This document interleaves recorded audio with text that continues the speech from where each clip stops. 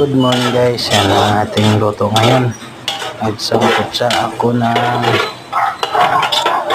bawang at luya para sa ating dinuguan. Yan,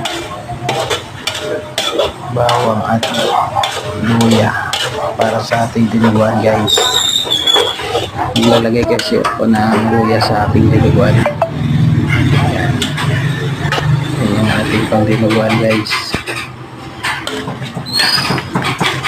Nilagay ko na yung ating pang dinuguan, mikos-mikos lang para umangat yung mga ingredients natin.